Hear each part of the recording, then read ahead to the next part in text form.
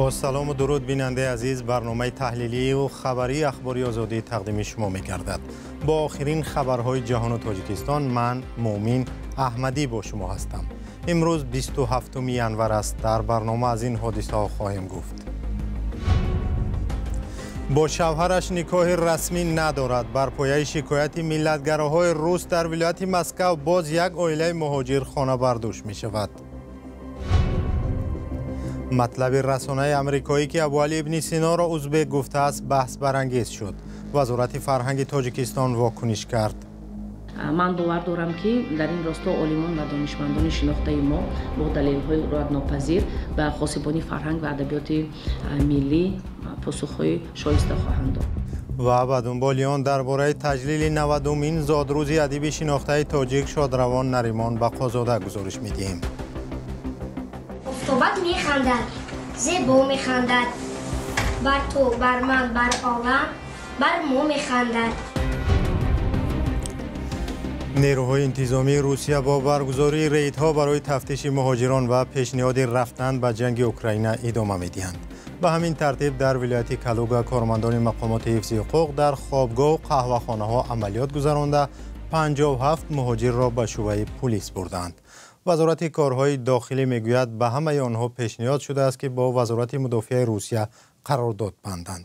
در همین حال در ولایت مسکو ماجرا در نسبت به یک خانواده تاجیک که از سوی مقامات روس برای دریافت کمک پولی به خاطر صاحب شدن به منزل زیست قدردانی شدند شدت میگیرد. ادامه در گزارش شهلای گلخواجه. باز یک ماجرای دادن منزل برای یک عائله سرفرزند تاجیکستانی در روسیه داغ شد. این دفعه سخن از ساکن شهر دلگاپرودنی ولایت مسکو می رود. پس از آن که به زن تاجیک شهروند روسیه برای خریدن منزل پول دادند، ساکنان محلی به صحیفه های رهبری کمیته تفتیشات روسیه در شبکه‌های اجتماعی دهم مراجعت فرستادند. کمیته تفتیشاتی فوراً به مسئله واکنش و در این باره خبرنامه نشر کرده است.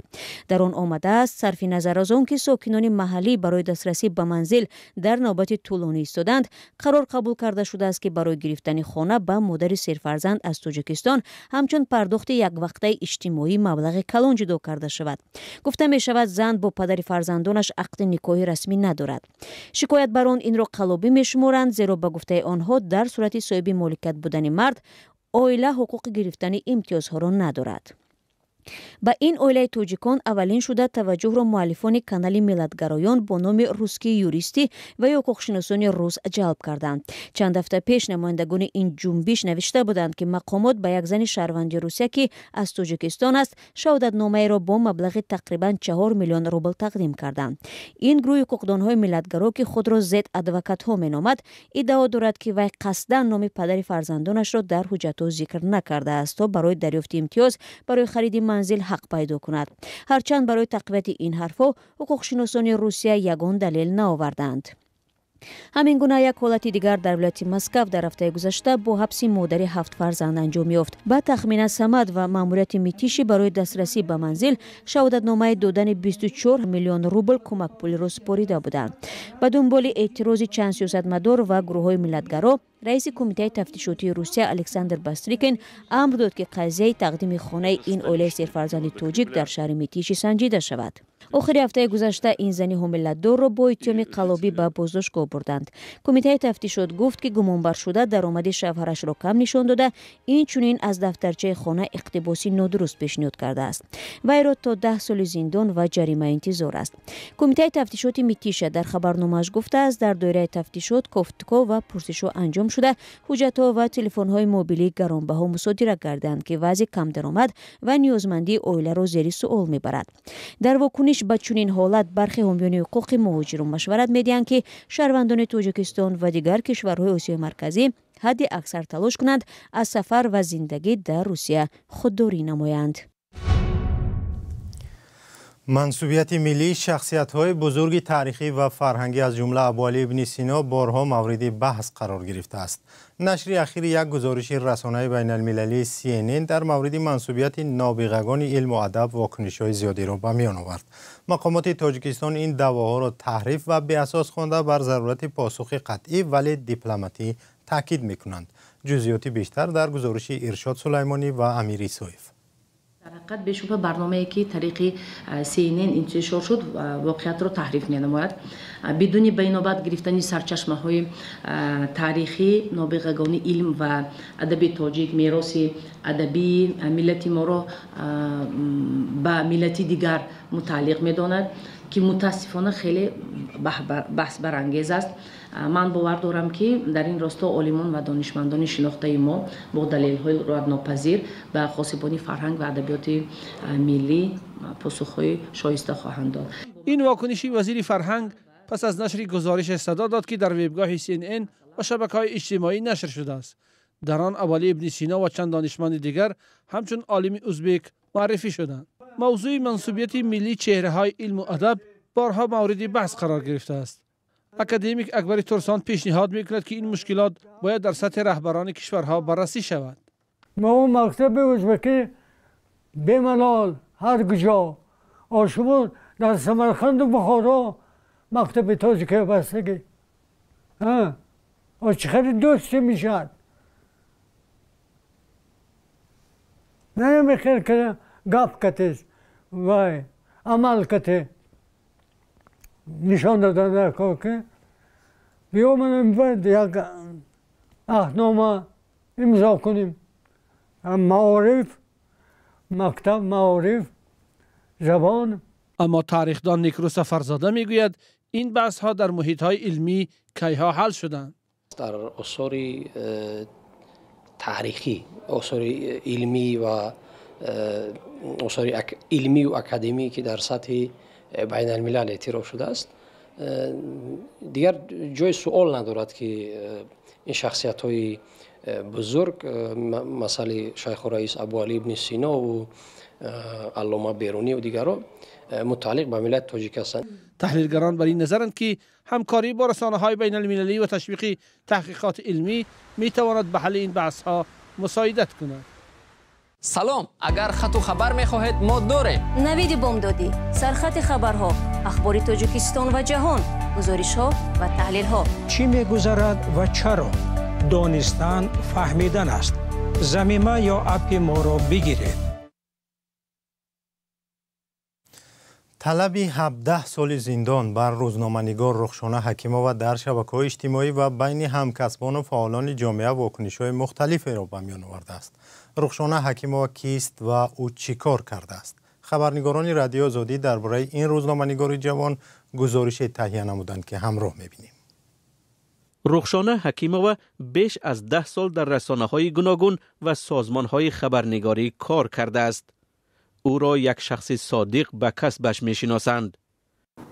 من او را در این سالها همچون یک شخصی که به ژورنالیستیک صداقت داشت می‌شناسم و پیش نظر خود ما و روز به روز ملکه ژورنالیستی خودش را صیقل می‌داد و حداقل امکان کوشش می‌کرد که در چارچوبه استانداردهای بین المللی ژورنالیستیک فعالیت کند. با چند رسانه بین المللی نیز همکاری داشت. رخشانه حکیمova 31 ساله و ختم کرده بخش روزنامه‌نگاری دانشگاه ملی تاجیکستان است. او سال 2013 هم کارش را در مرکز تحقیقات ژورنالیستی آغاز کرد. رخشانه رو از دوره استودنتیش من میشناسم. او علاقه از کورسی نمیدونم 2 بود یا 3 بود. وقتی که دانشجو بود با ما همکاری رو سر کرده بود. در چندین ترینینگ و آموزش هایی که ما داشتیم و اشتراک کرده بود با ما همکاری داشت و بسیارتر در موضوعهای اجتماعی مقاله می نوشت، در باره حقوق های زن ها، در باره تندرستی، همین خیلی موضوع ها پیگیری می کرد. در باره رخشانه من فقط سخنهای نیک را گفته می توانم. یک دختری خندان روی پاک وجدان و یگان غرض ندارد. حکیمova در نشریه های سمک، فرج، جوانان تاجیکستان نیز کار کرده. مطالب تحلیلی او در سامانه های کبر ازیا و فکت چک TJ نیز نشر شدند. در شورای واسطه های اخبار عامه تاجیکستان به حیث یاور دبیر کل کار کرده است. 3 سال در انجمن ملی رسانه‌های مستقل تاجیکستان فعالیت داشت. حالا برای نگاه بینی کودکانش در رخصتی قرار دارد. حکیمووا صاحب 2 فرزند است. کودک کلانیش 2.5 ساله و خردیش 8 ماهه. درباره رخشانه من یگان حرفی بد از هیچ همکارش یا از یگان ژورنالیست نشنیدم. امیدوارم که سود کودکی خرد داشتنی رخشانه مادر بودنش به نظر میگیرد و حکمش را سبک میکند. رخشانه حکیمووا برنده جایزه های ژورنالیستی به نام واحد اسراری، کمیته جوانان و ورزش، ائتلاف بانوان ژورنالیستی تاجیکستان و مدیا آلیانس تاجیکستان می باشد. مقامات او را در دایره پرونده معروف به تبدلات به خیانت به دولت گمانبر می دانند. پرونده جنایی که علیه رخشانه پس درهای پوشیده می‌گذرد بسیار سوال‌های جدی را جهت اساسناک و عادلانه بودن آن به میان می‌آورد. به دلیل آنکه پرونده مهر مخفی دارد، نه رخشانه و نه وکیل دفاعش نمی‌توانند آشکارا بگویند که به کدام جرم او را گناهکار می‌حسابند. این البته بی‌اعتمادی جامعه را به این مرافعه دادگاهی به وجود می‌آورد. مقامات باید از تعقیب رخشانه دست کشد، مهر مخفی را از این پرونده بردارند و امکانیت دهند که او آزادانه و آشکارا خودش را محافظت کند. یک منبع نزدیک به تفتیشات پرونده رخشانه حکیمووا را به پرسش در مورد نفوذ چین در تاجیکستان ربط داد. او گفت که بعضی از چهره‌های بازداشت شده از جمله سید جعفر عثمانزاده و شاکر جان حکیموف در آن پرسش نظر دادند. رخشانه و وکیل مدافعش برای شرح مسئله دسترس نیستند. جزئیات پرونده هم ناروشن است. و یک گزارش فرهنگی در تاجیکستان از کار و آثار نریمان بقازاده شاعر معروف کودکان در آستانه 90 سالگیش یاد کردند. در محفلی که روز 24 ینور در اتفاق نویسندگان تاجیکستان برگزار شد، از نریمان بقازاده با عنوان شاعر یاد شد که چند نسل زیر تاثیر اشعار او بزرگ شدند. در این نشست گفته شد که نریمان بقازاده در رشد ادبیات بچگانه سهمی بزرگ دارد. همکارم طاهری سفر در این باره گزارش دارند. افتابت میخندد، زیبا میخندد، بر تو، بر من، بر عالم، بر ما میخندد. یادی از نریمان بقازاده، شاعری که برای کودکان می نوشت. استاد نریمان بقازاده در نوشتن آثار بچگانه خیلی ادیب و موفق است. در اتفاق نویسندگان تاجیکستان از 90 سالگی شاعر تجلیل کردند. چون که استاد یگان مکتب رو نگذاشته، یگان مکتب مخصوص نوشتن ادبیات و یگان کورس‌های مخصوص رو نگذاشته، همین خیلی به طور تقلیدی در مورد بچگان می نوشتند و هر چیزی که می نوشتند گویا یک نفری که از مکتب‌های خیلی بزرگی نوشتن اثرها برای ادیبان برای بچه‌ها گذاشته باشد. ادیبان و هنرمندان از کارهای دیگری ماندگار نریمان بقازاده گفتند. بیشتر اثرهای درام‌نویسی خودمان را به کار بردم. از جمله اثری بسیار برای نسلی جوان نوشته ایشان را که نامش بختت را بیدار کن و بسیاری ها بعد همین تماشای اثر فرزنداشان نام بختاور دادند. نریمان بقازاده سال 2009 در سن 74 سالگی درگذشت. او یکی از شاعران معروف در زمان شوروی و سالهای استقلال تاجیکستان بود که برای کودکان شعر می گفت. صدها شعر و داستان او را هنوز در مکتب و کودکستان ها می خوانند. سپاس که ما را همراهی کردید. خبر گزارش‌های بیشتر را شما از سامانه آزادی.org و صفحه‌های رادیو آزادی در تلگرام و اینستاگرام، یوتیوب و تیک تاک و ایکس و ادنکلسنیکی پیدا کنید. تا برنامه‌های دیگر، خدا نگهدار شما.